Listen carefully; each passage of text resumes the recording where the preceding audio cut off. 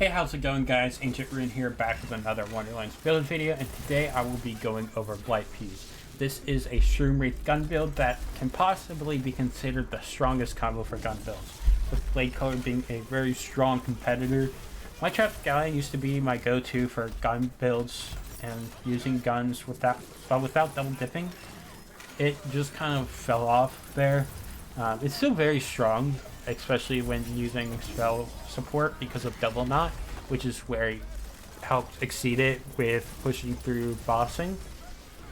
But this is truly the best gun build if you want to use guns. The save file for this build will be found in my Discord, linked down below, and you can also find my Twitch where I stream Wonderlands and other games often. And if you like this build, make sure to like the video and subscribe if you haven't, and I hope you guys enjoy. Alright, and for the gear here, you just want to make sure at first your gun has the Sporefuse enchant. There's a tons of guns you can use, so you just kind of want to make sure the guns you want to use has this enchant. This is like kind of a must-have. Gheist in the shell makes it less of a must-have, but you really want this. Some of these weapons I like to use all this stuff, but there are more options that I haven't explored. Here I like using the White Rider. You just kind of want to aim for the crits. Even though it auto targets to an enemy, it won't crit, but if you aim for the crit spot, it can crit enemies. This is near perfect roll with me losing the 21% crit hit damage instead of the 10, which is unfortunate, but it doesn't really matter. It still destroys. Sporesplosion is my go-to for bossing. I use a ×3 here, but ×1 also works really well. ×3 is better for burst, while ×1 is better for overall DPS. I just had ×3, I think, in my inventory, so I use ×3. Riveter Suit Cuff is a masher black powder pistol, which it does insane damage. You want the 9 mag instead of the 1 mag. It'll be better DPS here. I could get a better part of one, but it doesn't really matter. This applying crossbolts makes it great for Barbaload, and then just the damage increase from Barbaload. Just a great gun and one of my go-to weapons if I want to deal a lot of damage. Crossblade's just a really good DPS gun. I have a 2 mag here. I think this is max damage. 8 mag. I think the mag size shouldn't affect damage, so 8 mag is probably preferred here. This is just what I have. Fear Not is really good just for chucking. It can consume a lot of ammo, but it's really fun. It can proc Sporefuse. I think it could probably proc Gheist as well. It cannot proc Play the Angles, but the Lightning Bolt is great. I don't really care too much about the crossbolt, whatever part it is. You can shoot the gun like out the enemy and then chuck to get a little bit of boost, but I don't care too much about it. Luddite is a great low mag weapon for bossing. With Quiver the Holding, this just makes it great and good DPS. Just something I picked up. Here I have a 1 mag, but I highly suggest not using a 1 mag here. I have a Luddite here. Again, liquid cooling isn't good for this just because you don't reload often, so you don't get the reload. Spore enchant. Catatumbo's a really nice gun that actually surprised me doing so well. I didn't think it'd be good as it does. Just a really nice DPS gun, single target. Has an okay dot, which is fun. But I really enjoy using this gun. Same with Handbow. It's really good for mobbing. Just really great damage. Ruby Spike is just one of the best guns in the game to use for mobbing and can do pretty good for bossing. I would probably use this part of the gun with the 10% crit and the 12 mag instead of this 8 mag with no crit parts but higher base gun damage. Just because the crit damage is really strong. Auto Magic, a good part one would be probably good. I don't know why I have this because this is a bad parted one. Another crossblade here that I have with a 1 mag. More sword explosions with different elements. Just kind of match elements to your boss. Kettle Drum is really good. This is like the stagecoach from Borderlands 3. Just really good damage. No crossbolts, unfortunate, but it doesn't really need it since it ricochets. Body Rocker is another really good gun. Always has been since day one. I like just using it if you find a good one, but very part dependent on getting a high projectile one. Last Rites is also really good. I really like this gun. Really good with soaked, so I like using Cape of Tides instead of bogged down on this, which I'll explain later on. Nightshade is something that probably be good. I have a perfect, I think perfect ×5 one, but I don't really like it too much. So I need to try and find a good ×4 one. Hopefully I find that eventually. And then the Carouser is just a really, really good gun with high damage single target. You want the 33% crit damage, but any good one will work, honestly. Just whatever you want to do. And then for the melee weapon, we go Peg Leg. This is for utility, which gives us move speed and reload speed. And then we also have Echo for those occasional big hits when we're activating the Peg Leg effect from our guns doing damage. Then we use a body rune for survivability. Any part, capacity, health, no part will work on it. You just want a body rune with the reload enchant. This will help us keep up Sporefuse.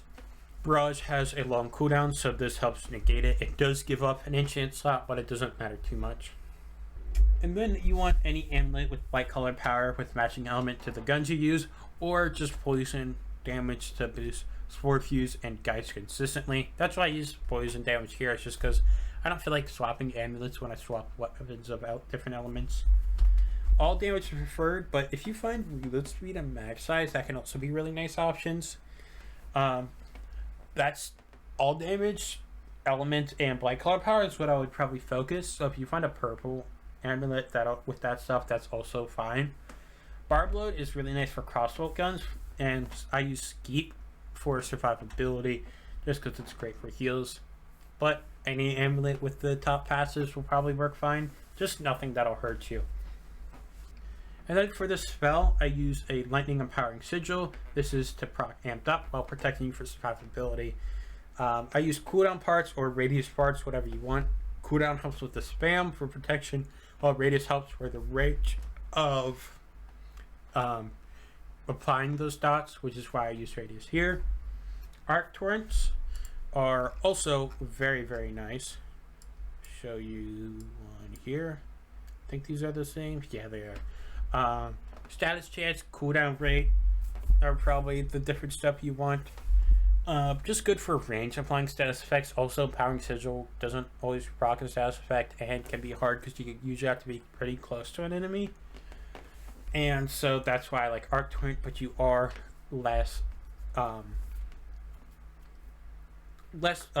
being protected, which can be dangerous if you're not as good with gameplay.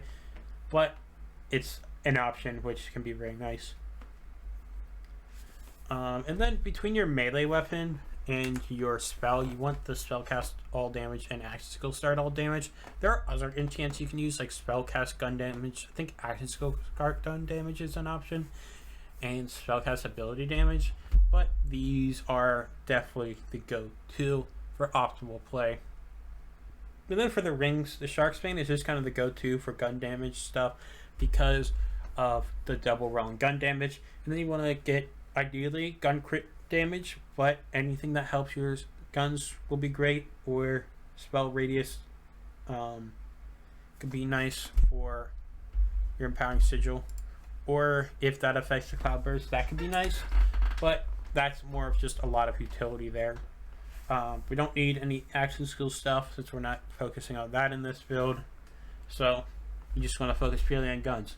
Non-Shark's Banes will also work with gun damage on the top.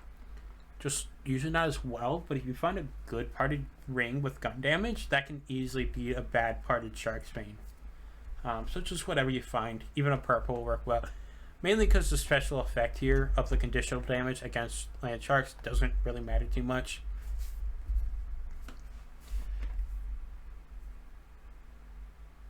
And then for the armor, we go Spore Blight for Wrath of Nature and Gheist in the Shell. You mainly want to focus Wrath of Nature for points, but both are also really, really strong. Gheist is insane.